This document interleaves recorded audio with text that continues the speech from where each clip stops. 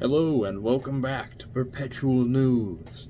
We're back today with news on the 2020 election. And a couple of days ago, I believe it was yesterday or the day before, the Libertarian Party nominee has been chosen. It is Jo Jorgensen. She is a libertarian, obviously. Her main plans include trying to get out of the debt that we are in, $23 trillion in debt, slashing the deficit. She wants to get rid of all deficit. She wants to get rid of all government waste. And I don't see that as a bad thing. Her primary challengers were mostly Vermin Supreme and Jacob Hornberger, and then basically everybody else didn't really have a chance. Vermin Supreme is kind of a meme. He wears a boot on his head, and he wants to give everybody free ponies, and he ran on policies such as zombie apocalypse preparation and time travel research. So that's a thing. And then Jacob Hornberger is like a 70-year-old man who he's got, he actually knows stuff. He talks about stuff. He's an actual libertarian, just like Jo Jorgensen. And they were the real primary competitors, and then Vermin Supreme was the meme.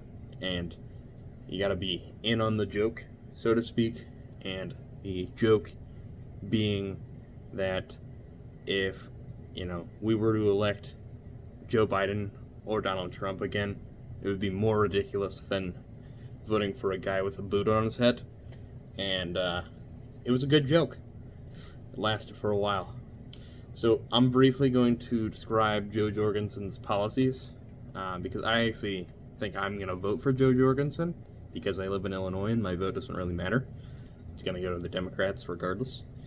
So her biggest thing, this is the top of her policy list. Like I said before, she's going to slash government spending. She says here, as president, I will use my constitutional authority to block any new borrowing, which basically means borrowing from other nations. I will veto any spending bill that would lead to deficit and veto any debt ceiling increase. I will give every cabinet secretary a specific spending reduction target to meet and hold them accountable. There is simply no excuse for sticking our children and grandchildren with the bill for these bipartisan bloated budgets. And I completely agree with that, because despite what people think, the debt does matter. It matters quite significantly.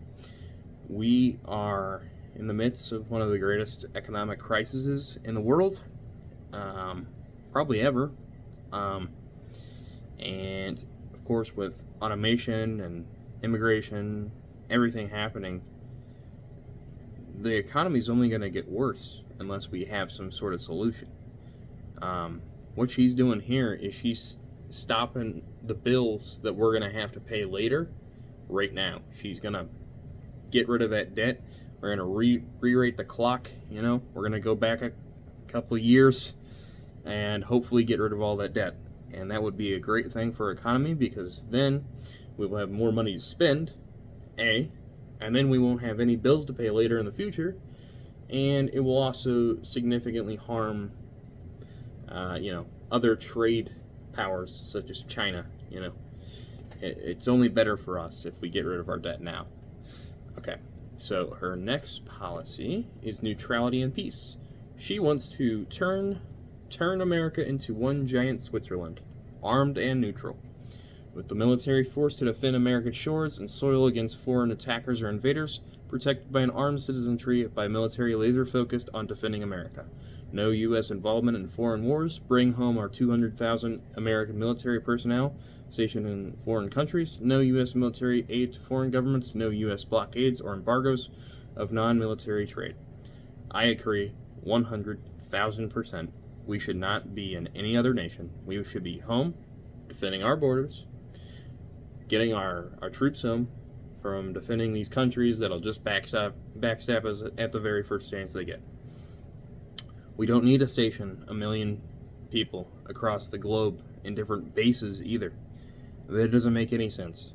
What reason do we have to have a military base in Scotland?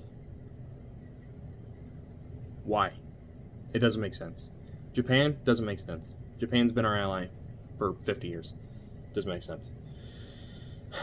Anyway, here's where I kind of disagree with her. Healthcare.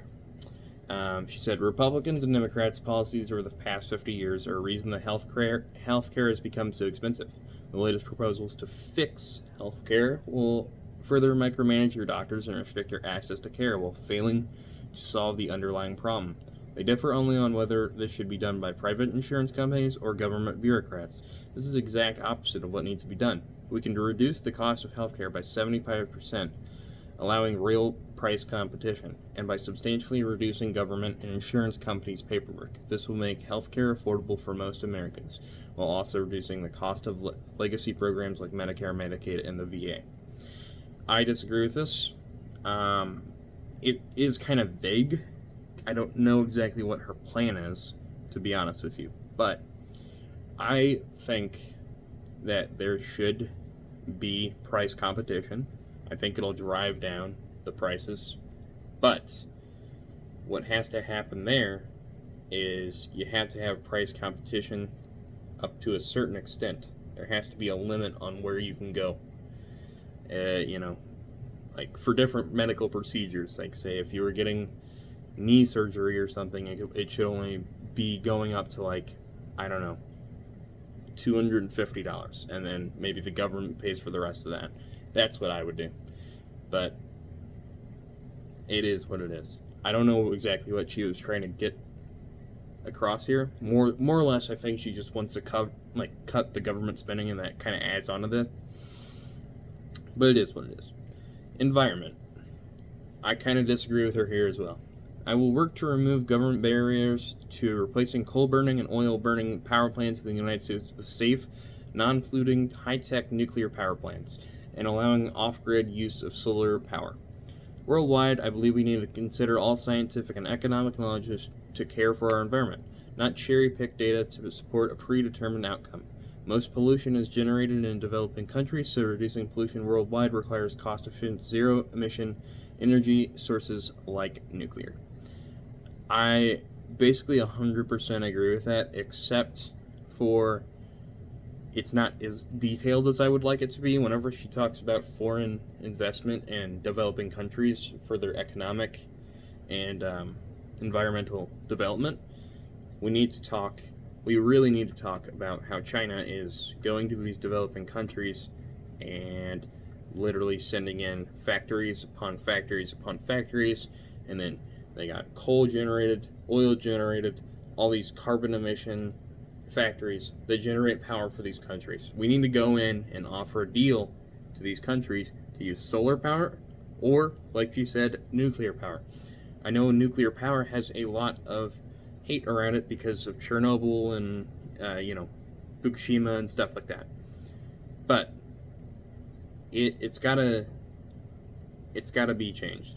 I mean, that is a really good source, and it's very safe. The way we did it back a long time ago, yes, it was completely unsafe. There weren't very many regulations, but now nuclear power is by far one of the most useful energy sources we have. I think it is the only way that we can continue on with energy development, at least. I mean, solar power, yeah, it's going to be great, but it's not developed at all yet, and nuclear power is. So I think we should invest in that, and thorium reactors should be next on our docket. She says, for Social Security, she says, do you trust politicians to keep their promises? I don't. They've spent every cent of Social Security trust fund on other spending, leaving behind worthless IOUs. Other countries have successfully replaced their government-run systems with individual retirement accounts safe from greedy politicians. As president, I would work to implement a solution like the Cato Institute's 6.2% solution, which will allow any American the opportunity to opt out of the current system while making the current system fiscally stable for those who choose to remain. It's kind of a good sitch. She has some good ideas there. I mean, more or less, it's just Social Security is kind of fucked in America, so most things are better. I mean, to be honest with you. Okay, here's where I really agree with her. She's talking about trade and immigration. The freedom to trade and travel are fundamental to human liberty. As Americans, we should be free to travel anywhere we choose and to buy and sell anywhere in the world. As president, I will use my constitutional authority to eliminate trade barriers and tariffs and work to repeal arbitrary quotas on the number of people who can legally enter the United States to work, visit, or reside. So, if she truly does slash the deficit and the government spending, yes, the trade thing will work. But I agree with her immigration 100%, because people should be able to go wherever they want. America was founded on immigration, and it should just continue to have immigrants. Plus, people aren't talking about the birth rate of the United States. It's going down significantly, and without immigrants, we're going to have a giant economic problem. Although we already do. So we're going to have 2 giant economic problems. We're going to be fucked. So maybe allow immigrants to come in and fill our factories that we are not working in. And, okay, she talks about criminal justice here. I am appalled that the United States ranks #1 in the world for having the highest percentage of people imprisoned. I am appalled that the federal government permits police to seize a person's asset without first convicting them of a crime, and then keep most of the assets seized. This is literally highway robbery. As president, I will use my constitutional authority to end federal civil asset forfeiture prior to conviction and pardon persons convicted of nonviolent victimless crimes. I will also work with Congress to end the failed war on drugs and other victimless crimes. Completely agree with her. Drug war should be over. It should have been over 50 years ago. I mean, it didn't even start 50 years ago, but it should be. It shouldn't be a thing at all. And I agree. If they are not convicted of something that's nonviolent, then no, they shouldn't have their things stripped of them. 100%. Poverty. From 1959 to 1969, the poverty rate was nearly cut in half, while government did little to address poverty. However, after the war on poverty was fully implemented in the early 70s, progress stopped. 50 years of federal anti-poverty programs, 0 impact. So basically, she's saying that all of the government institutions that have tried to combat poverty have failed. As president, I will work to eliminate policies that cripple economic growth. I will give special attention to regulation driving up the cost of housing and healthcare, as well as those creating barriers to create new businesses or entering professions. Finally, I will work to repeal laws and regulations that prevent individuals and charitable organizations from helping those in need. So, I kind of agree, because the 2008 financial crisis was because of the housing industry, and, you know, I agree with her. I don't think most people really know what that's about, but I agree with her. Alright, Department of Education. I kind of agree. I don't agree with her, really, here. The Department of Education has failed. In the 40 years since the Department of Education was created, government spending on education has skyrocketed, while the quality of education has declined. Students used to be able to work their way through college and graduate debt-free. As president, I will work to eliminate the Department of Education and return control of education to where it belongs, with parents, teachers, and students. So, I kind of agree with some of her points, but the free market way of doing this is kind of already what's happening, and I think she wants to remove all the regulations, which could be a good thing, but more or less it's going to end up being about the same.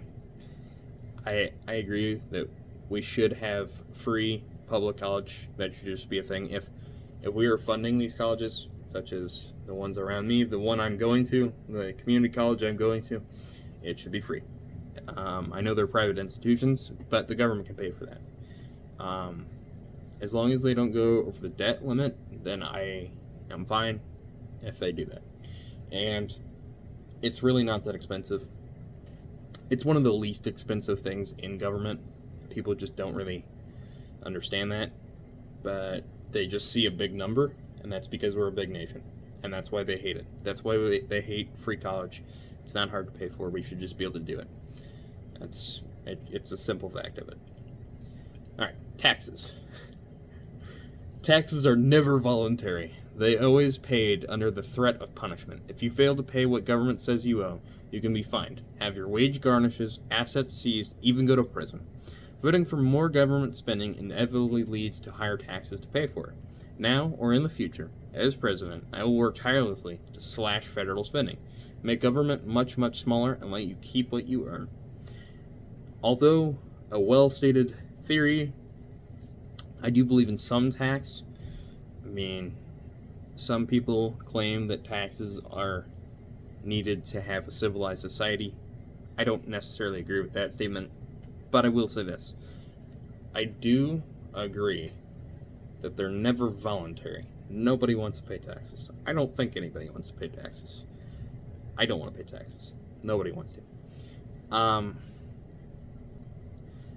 I don't agree that people should go to prison if they don't pay their taxes, but I believe they should be incentivized to do so. But I see where she's coming from, because the government does spend useless amounts of money, and we're getting taxed higher and higher every single year.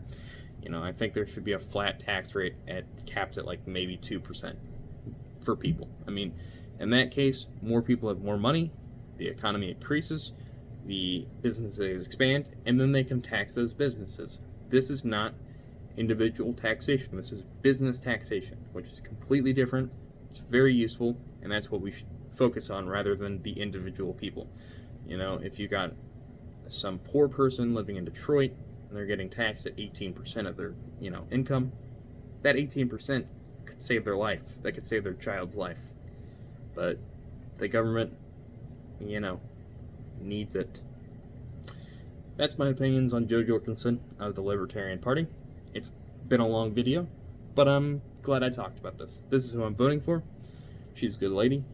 I don't like Joe Biden, and I don't like Donald Trump, and I would vote for Howie Hawkins of the Green Party, but I don't necessarily agree with all of the stuff. Thank you for watching. This has been Perpetual News. Come back at some point whenever I upload the next video.